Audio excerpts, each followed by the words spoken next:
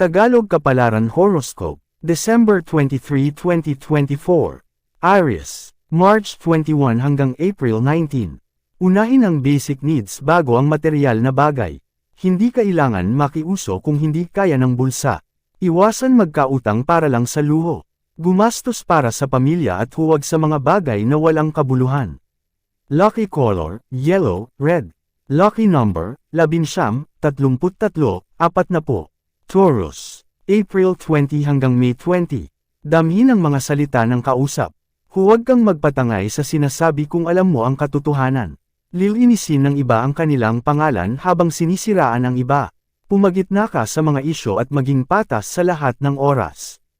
Lucky color, brown, white. Lucky number, 17, 34, 43. Gemini, May 20 hanggang June 20. Kung ayaw mong magtrabaho sa labas, magnegosyo ka sa loob ng tahanan. Hindi pwedeng umasa sa iba dahil meron kang sariling lakas. Kung kailangan ng puhunan, matutong manghiram.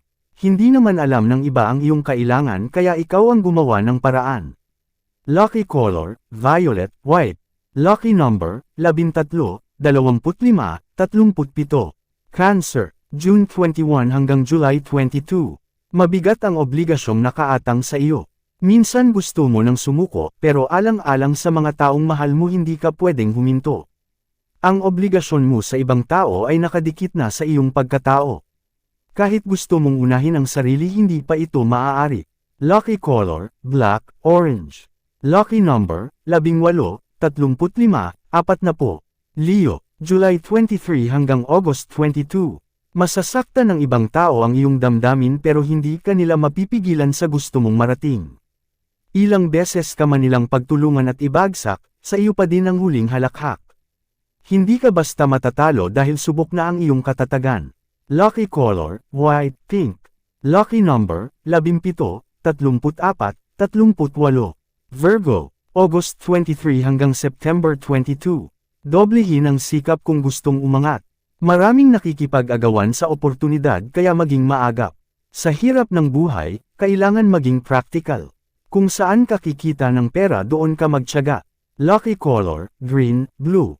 Lucky number, 11, 33, 40. Libra, September 23 hanggang October 22. Huwag munang tudukan ng isang bagay kung hindi ka pa handa. Magbigay ng pangalawang pagkakataon para makita kung may pagbabago ba.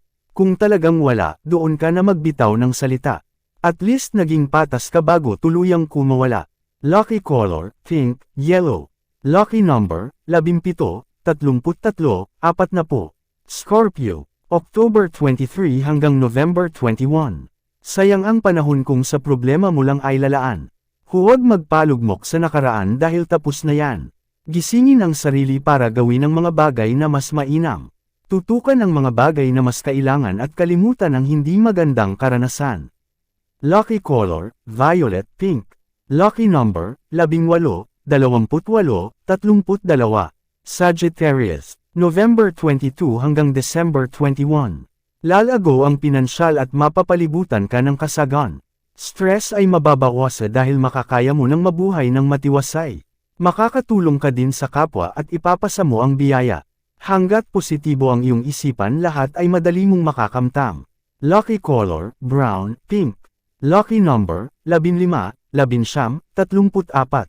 Capricorn, December 22 hanggang January 19. Hindi mo makukuha sa init ng ulo ang lahat ng bagay. Kailangan makiusap ng maayos para magkaintindihan. Kung walang unawaan, wala din mangyayaring tulungan. Huwag mong hayaang layuan ka ng ibang tao. Mag-adjust ka din minsan. Lucky color, brown, white.